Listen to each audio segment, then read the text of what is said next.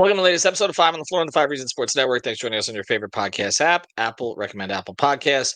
On Android, we recommend Spotify. Also, check out the 5 Reasons YouTube channel for content around the sports spectrum, including Messi and Company, 3 Yards Per Carry, and everything on the local South Florida teams. Also, check out Off the Floor. That's our Discord server. Just today, our guy Digital Adele did a stage show. We're doing those regularly.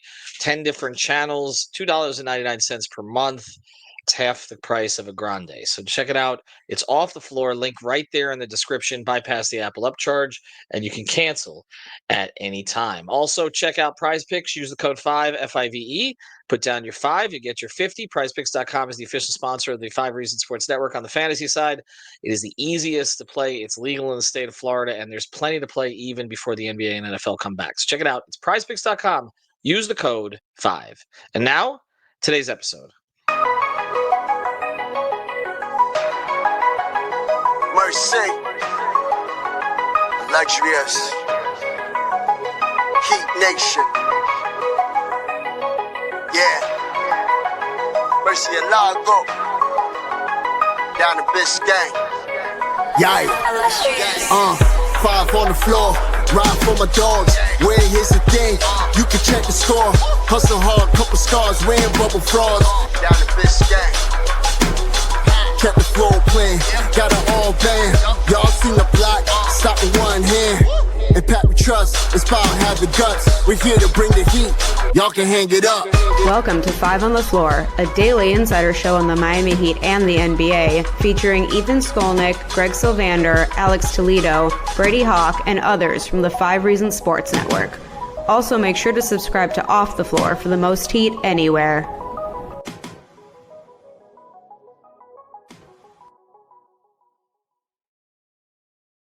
Welcome back to 5 on the Floor. Here's today's floor plan. I'm Ethan Skolnick. You can follow me at Ethan J. Skolnick at 5 Reasons Sports. I got Alex Toledo. You can follow him at Tropical Blanket, and we are back talking about Terry Rozier. Now, we are not talking about the allegations and everything else that's going on with gambling. I did that with Brian Fonseca, so check that out. That's about 10 episodes past.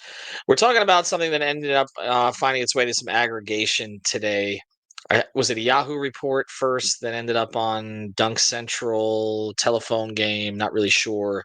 But the way that it was aggregated was that the Heat essentially, I'm saying this loosely because this was not what actually happened, that the Heat, some inside the Heat organization believed that it wasn't worth trading Terry Rozier for Marcus Smart. Okay. They weren't sure if it was worth the upgrade. Well, not sure worth the upgrade, which conveniently leaves off the fact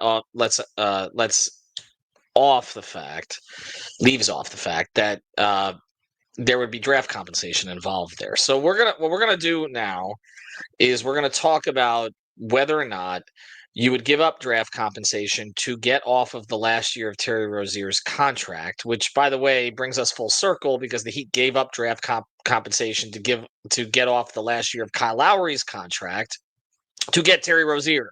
They gave up a first-round pick in 2027, which we've been lamenting ever since. Well, not ever since, but ever since Rozier's play went like that. So what we're going to talk about is there anybody that you would give up draft compensation with Terry Rozier to get off the last year of his contract and bring in that particular player? And the other thing I just want to say about Marcus Smart before we go further, okay? I know he was Defensive Player of the Year like 4 years ago. It is just hysterical to me how anytime anybody goes to the Lakers, all of a sudden a player who hasn't been talked about in 3 years is being elevated to God status. I think Kendrick Perkins declared Luke and Marcus Smart is going to be a dominating combination. Like, who is Marcus Smart? Can I just ask you, Alex, I haven't followed Marcus Smart carefully the past couple of years. He ended up in Washington. He was in Memphis. He has not been like a major factor contributor over the past 2-3 years. It didn't seem like the Celtics missed him a ton. Am I missing something? No, because I do think they just upgraded in general with the moves that they made, like going for Drew Holiday, leaning more into Derek White. And in general, like even more important than that is that Marcus Smart has barely played since they moved him, right? Like the first season after when he was on the Grizzlies, he played 20 games. And then last season played 34 games. Like he just, not only had, like when he's been on the floor, he's declined from the level of defender he was. He can still defend, but he's not only is he not at his peak anymore, he's barely played at all. and it's almost not an exaggeration at all to say it. Like, it's just barely been any time whatsoever. And then you've got like, the Lakers media over there hyping him up like he's going to be prime Marcus Smart. I mean, look, they got him for nothing, right? Like, they got him for $5 million. It's not like a huge risk. So it's a Yeah, it's sensible move fine. for them. Like, It's they had to fine, waive but Jordan Goodwin. But yeah, that's not somebody that I would have I think been I don't think that would have been worth the Heat trading Terry in 2 seconds. More so because of the seconds. Maybe if you were telling me Marcus Smart is going to give you 60 plus games a year, but with that injury situation, absolutely not. There's no way. I Alex, don't. haven't we had a I'm not bunch a of big fan of them talks? trading seconds, but it I has to know, be but for a guy who can let's play. get to it. Okay, right. Okay. Haven't we had a bunch of people on this podcast lately complaining that the Heat are just have given away second round picks like candy so that they don't have them to do anything else? And Marcus Smart over the past, since leaving Boston, he played 61 games in his last season for Boston. He played 20 for Memphis in 23-24. And he played a total of 34 for Memphis and Washington last season. He shot 34% from three. Okay. Averaged 3 assists and 9 points. And again, he's known as a defender. I'm not saying he can't defend anymore, but he's not elite Marcus Smart. So I'm with you on this. You do not give up, especially when you're leaning young, so to speak. Like Rozier and Marcus Smart are about the same age. Smart's a year and a half older. You don't trade Rozier, get off the last year of that contract, which may give you additional flexibility or allow you to do other things, for the upgrade of Marcus Smart for even a single second round pick, let alone if there was two. I'm sorry, you don't even have that many. You've got two, basically, for how many years? So this is not something And they've got that other they should guys have that done. like a similar skill set on their bench already. Not even including. I mean, I guess we can include Davion on there too, who they just re-signed, Yes. right? But like they're developing Larson in a somewhat similar role. I mean, Haywood is kind of in a similar role. Like, obviously, I'm not trying to put all these guys in. They're not all exactly the same player, but they've got enough of that type of player on the rotation as is. I don't think that's the guy that you give up seconds for. And I'm with the people overall who said the Heat shouldn't be in the business of trading seconds. Right. I think like there's some guys that we can talk about here who I might think twice about it. I might consider it. But Marcus Smart is not that guy for me. No. Well, and we'll get to those. Leaning young and then trading Rozier for an older player and giving up the contract flexibility that you may have. At least not the contract flexibility, because again, Smart's towards the end of the contract too. But I'm And saying their like backcourt's already giving jammed. giving up this piece, and then we're saying, okay, you're just signing Davion Mitchell to $12 million per year, and you're going to play Marcus Smart ahead of him. Why? Like, I don't understand that. And it's a lot of the same people. I'm sorry, but it's a lot of the same people on Heat Twitter who complain about them not having assets to be able to do anything down the road, and they were mocking this Smart for Rozier thing. Like, the Heat don't know that Marcus Smart at this stage is likely some kind of an upgrade over what Rozier provided last year. It's just not enough of an upgrade to give up picks. All right, so let's get to this part. And I don't let's hold on the players we would give up second round picks for. I just want to ask you this question before we get the break. Okay. What do you do with Terry Rozier in training camp?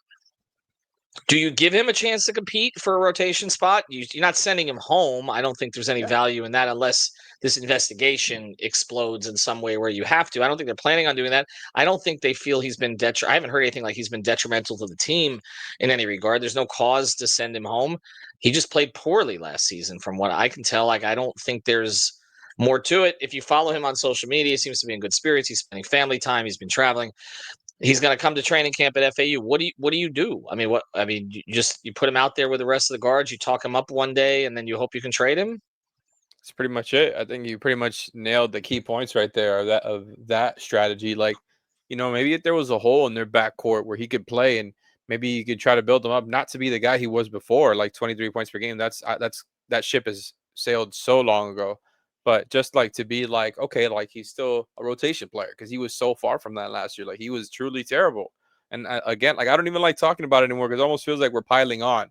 But it is what it is. He was objectively terrible last year on both ends of the floor. Was not what you expected, right? So I do think, like what you said, you put him out there, you give him a chance to compete, knowing that, most likely he's not going to get a shot.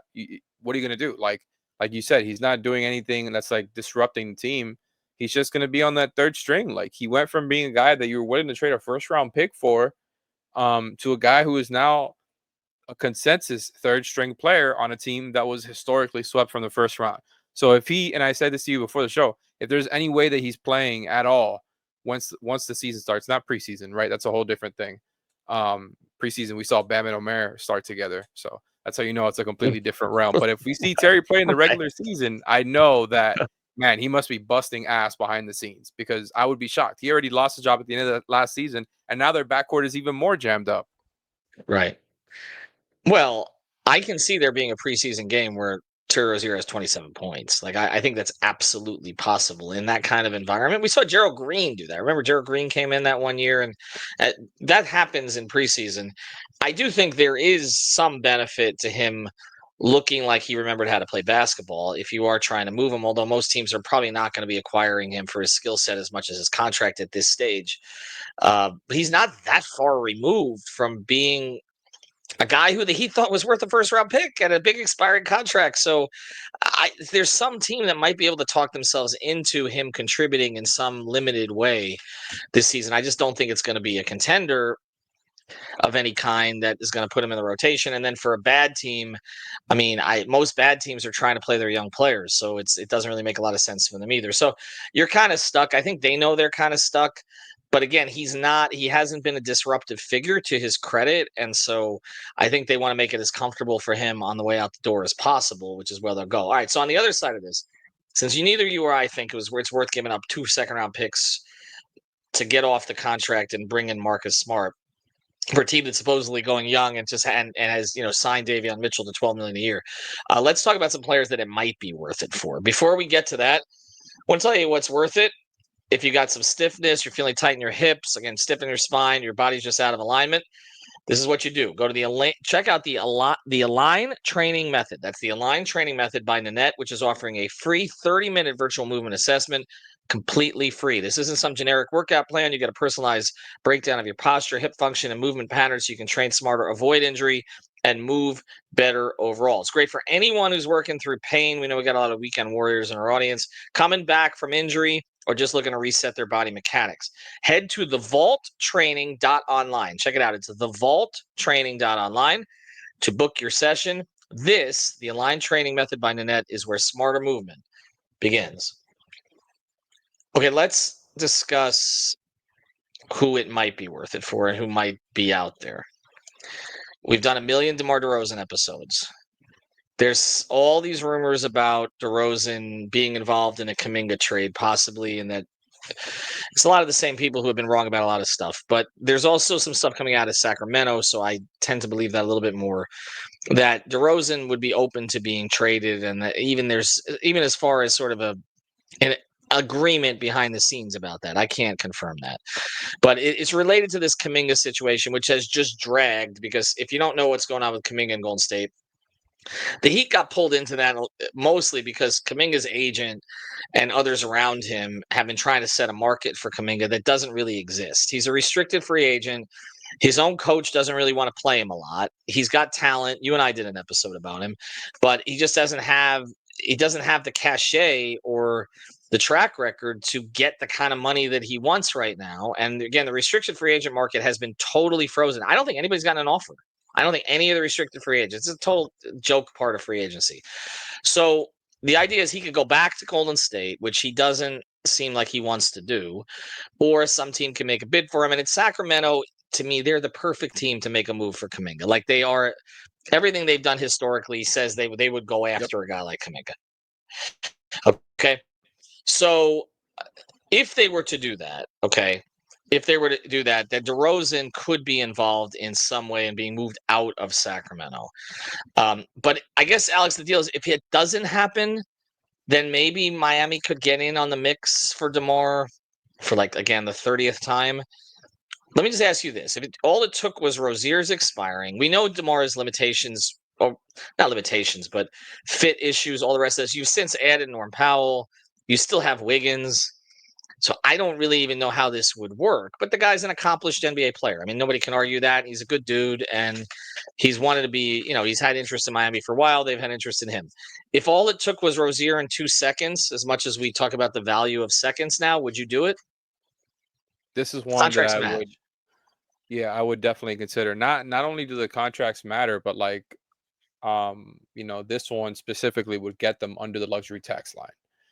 So it's Hmm. a Miami Heat move in so many ways because you're really doing a lot there with that one move specifically for their goals, right? Because Hmm. they're adding quote unquote star power, even though like nobody considers him a superstar, nothing like that, and even an all-star anymore. We all know he's still a very good player who can really score the ball, right? And you're doing it for relatively cheap.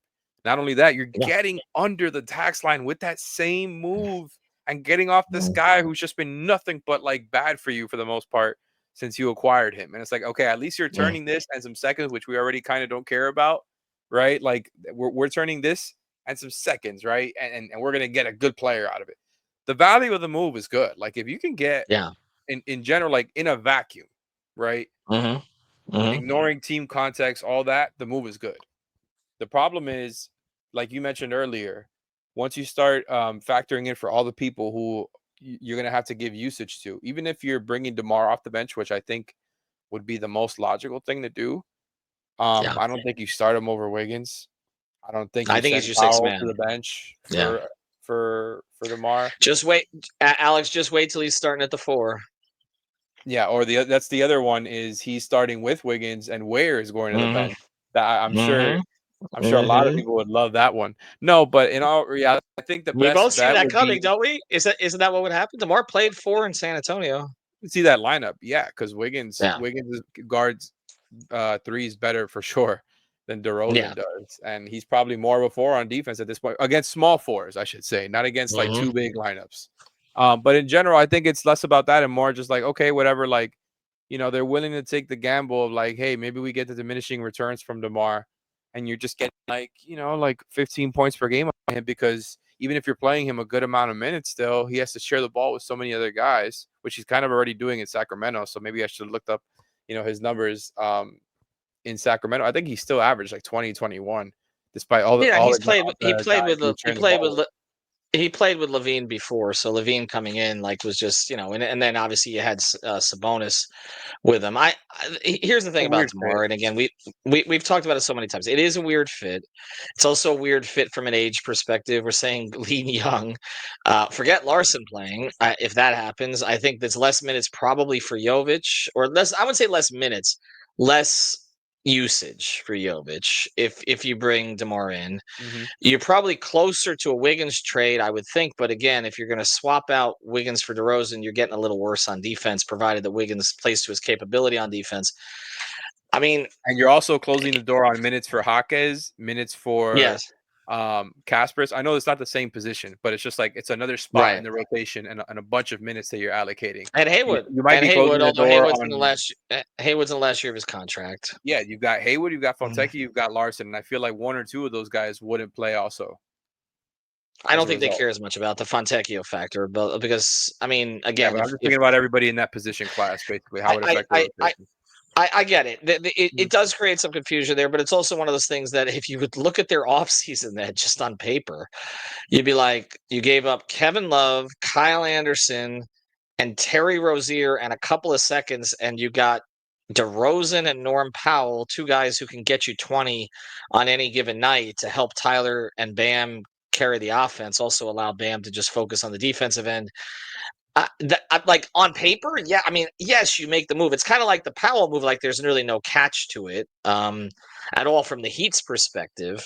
Well, the You know, downside financially, I should say, other than the second round picks, of course, that like everybody wants to keep now, and including me too. I just think in general they spent too much on it. But the other downside would be even though they get down below the luxury tax threshold this year, they will be trading an mhm, expiring contract for a guy who expires the year after.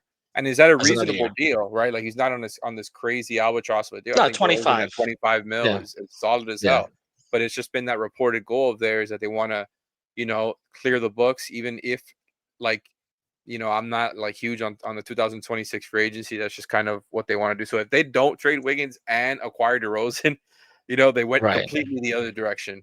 But that would be kind of like my read in that case, right? Would be, hey, they're not worried about 26 free agency. They've deemed like, then and that's probably like, hey, Luka's going to sign the extension, and that kind of closes the door on that, Maybe unless this they're really weekend. thinking about Yeah, LeBron, right? Like I don't know. Again, the LeBron situation, who knows? right? 'Cause Mark Stein reported he thinks he's going to be on another team next season. I don't know what's going on there. I don't know what to think there, but that's really all about like what's left realistically in 2026, other than Luka for agency. But yeah, there you go. Like That's not Norman, enough. That's not enough to hold the space. I mean, you would have Wiggins and DeRozan making 55 million between them in the 26-27 season. In that season, they'd be expirings. Likely could be moved then. 27 looks like you may be able to get in on some things there. I don't think that would be prohibitive. I just think it is going a different direction. It's a question of progress stopping some of your current players. But I also think, and that's why I'm hesitant, because I did a whole 2-part series on why they should go young.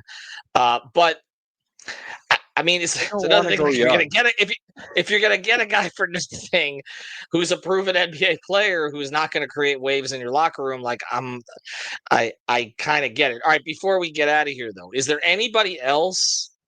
Because Terry makes in that 24-25 range, right? So is there anybody else out there that it would be worth giving up, your limited quantity of second round picks to just not have the headache and bring in a better player? Well, the other one that people have been talking about a lot, and I guess we should talk about here, would be Nikola Vucevic, right? Where Yeah. he's been Mhm. talked about as a potential midseason buyout candidate if the Bulls can't find a trade during the season or maybe sometime before the trade deadline.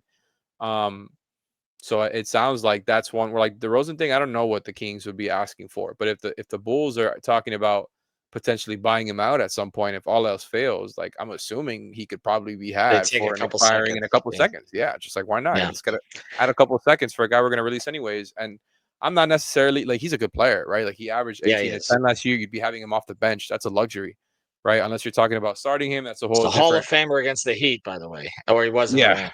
But look, like, it's a luxury, and like, I understand it. The Heat need another big man. My whole thing has been that they're gonna, Bam or Ware is gonna be on the floor at all times. When they're not playing with each other, one of them is always gonna be on the floor. But if you get What Vucevic as about a when backup center, when there's an injury? What about when there's an injury, Alex? that's That's the the other thing. thing. But They Vucevic have no protection there. Vucevic is a luxurious piece there for insurance guy. That's a guy who averaged 18 and 10 last year to be a break open in case of emergency type, and he's not going to be that. He will be in the rotation. So that's why I think it's like, you He'd better play be 25 sure. minutes. You better be Mm. sure that that's a good thing for you. Just because he put up 18 and 10 doesn't mean it's going to be a good fit for, like, just like we talk about with DeRozan. The Vucevic thing, man, like, DeRozan is not an awesome defender, but at least you can hide him a little bit, right? Vucevic as a 5, good luck hiding that, right? So, like, I like you Out could in put him space. next to Bam. You could those minutes. I don't care. He is not Karl Anthony Towns. He's not Kristaps Porzingis. He's not a knockdown 3-point shooter. I don't like when people confuse those two things. Like, oh, this guy can shoot the three. Oh, now he's a Can I knockdown shooter. can I Ooh, that's can I all he give you does. some stuff He's here? good. Can I give you some Hold can on. I give you some stuff here? I'm gonna Hold on. maybe this You is have to no, play hold on. Vucevic. You have to play. You never let me finish my take. First of all, you have to Okay, play go Vucevic ahead. Finish your take. 25-30. You have to let Vucevic Yes. play 25 to 30 minutes, and you don't even know if he could play with the other front court players. Would you like him next to Jovic? Would you like him next to Ware? I don't think I would. So that's where I'm like, I don't think I would trade seconds for him. Now, if you're talking about a buyout, I would like that, but then that puts you over further into the luxury tax line. All that to say, I don't see the Vucevic thing happening. Okay. I'll say this: I'd rather have him out there than Vlad Golden. I'll give you some No, numbers. I come on. get it Not even close. on a right, but they have nothing at that position now. Let me just give you Vucevic's numbers, and I know he's 34. He's going to be 35 this season. Okay. This year he shot 40% from three on 4.4 attempts. He's Okay, a good shooter. He's a career 35% shooter. He's 50% overall in his career. This past year, these are his years in Chicago. I know this did not translate to winning, which is probably going against my own case, but these are his numbers in his 4.5 seasons in Chicago. 22, 12 and 4. 18, 11 and 3. 18, 11 and 3. 18, He was 11 the and 3. starting. He was a starting 5. 18, 18, 10 and 4. He I averaged get that it. this season. He's still a great player. I just don't see the Yes. fit when you're talking about. Do you feel like you can play him next to Jovic or Ware? Because if you feel like you can't, because it's going to be really bad for you on defense, then it's like, wait, that means you can only play him next to Bam. That makes him really limited. You know what I mean? Like that's where I I'm get it. You'd probably concerned have to about it. start him next to. You probably have to start him next to Bam, which does progress stop with Ware. I get it. And then you're bringing Ware and Jovic off the bench together, which they do have that chemistry. And then Vucevic might end up being like supercharged Myers Leonard, where he plays first stint of the first quarter and the first stint of the third quarter, and maybe that's what isn't you do. closing for you. You run like Jovic and Ware together, in like their own duos. You run Bam and Vucevic together, and then maybe you still get a look at Bam and Ware throughout the game at some point. But like you said, what you're describing there might be the blueprint to incorporating Vucevic. I just don't think it's like a clean fit for as good as he might be. You know what I mean? Like, because I do still think he would be, a luxury, an absolute luxury to have on this team. Who's a better fit for them with their current roster and their current needs? Who's a better fit? Because I like both players. And okay, DeMar or Vucevic? Just in a vacuum. You're saying with this current roster, what they're putting on the floor, you add one of them to the mix. Who solves more of a problem? I don't really like either one that much. I think you're looking at it too much from a positional, like, and I don't think, to me, like, they're trying to balance offense and defense, and I think DeMar gives you more offense, and Vucevic's defense is so much harder to hide. So I will go DeMar, and I think you're going to get diminishing returns from both of them. Like, you're not going to get big numbers, so that's why I'm basically going, like, I'm going with the guy who I think is easier to hide on defense and won't hurt me as much. And it's not like, oh, I can only play him in this lineup, where I can only play him with Bam. Like, some people are going to disagree with me there, right? But I just, Vucevic is a cone on defense, and that is completely minimized by him coming off the bench or playing, let's say, 20 minutes. I don't think he can play with Ware. I don't think you can play with Ware. I think you might be able to spot him with Jovic sometimes if you have strong defenders around them. Yeah, Haywood, Davion, and Wiggins are out there. I think you could do it. Could you put him out there with Tyler? No. Okay, I don't think so. But I think if you were to go with more of a defensive group in the backcourt and on the wings, I think you could get away with it because Vucevic and Jovic would provide enough spacing that I think you'd be offensively viable even with Wiggins, Davion, and Highsmith, at least for limited minutes. I think you could create a lineup out of that. I don't think you can put him out there with Tyler because then you've just got too many guys to hunt. But I could make that case for. All right, so I'll put you on the spot here, okay? You like that one? Malik Monk is the last for those who are listening on the podcast feed, I'm fine with bringing on Malik Monk. I saved his career. I said he was the only guard from Kentucky that didn't work out, and he scored 35 that night. I would trade Rozier in a second for Malik Monk. Let's do this to close this, okay? We're gonna actually do rapid fire. People aren't gonna laugh at us. I got you. Ready? Okay. Rozier, you say yes or no. Rozier in 2 seconds for DeRozan. Yes or no? Is the trade good in itself? Yes. My answer is still no. Okay. Rozier in 1 second for DeRozan. Oof, I'm doing now. You're really making me blink. I might just do no. That's not. I don't even. That's a question. I think you absolutely do that. You do that, and then you take the talent, and then you make decisions on trades after that. You'll have more value with DeRozan and Wiggins than you're going to have with Rozier. So even though they have the extra year on the contract, so no, absolutely 1 second round pick. Yes, you just do it. Okay, I'm answering for you. Ready? Vucevic, Rozier in 2 seconds for Vucevic. No. Rozier in 1 second for Vucevic. Maybe. Perhaps. Vucevic on a buyout. I would like that in theory, but not unless they do something else beforehand that would free up space. Like if they stretch and wave Fontecchio, because otherwise it would just increase their tax bill, which I don't think it's worth doing. So they're open to that. They're open to that. They were open to that when I acquired Fontecchio. Okay. And now I thought you were going to say when I acquired Fontecchio. No, the possibility of waiving and stretching the $8.3 million over 3 years. Okay. Final one here. Malik Monk, Rozier, 2 seconds. That's a great trade in value. I think he is the best player especially when you consider age. Fit. Well, I wasn't even advocating by the way, for the Monk thing. That's just the other name that another I forgot. Kentucky I was going to throw in. He's probably the best player right now when you consider age, especially. He had a very good year and has grown as a playmaker. Is not just a bucket getter anymore. He's a very good player. I think that's awesome value.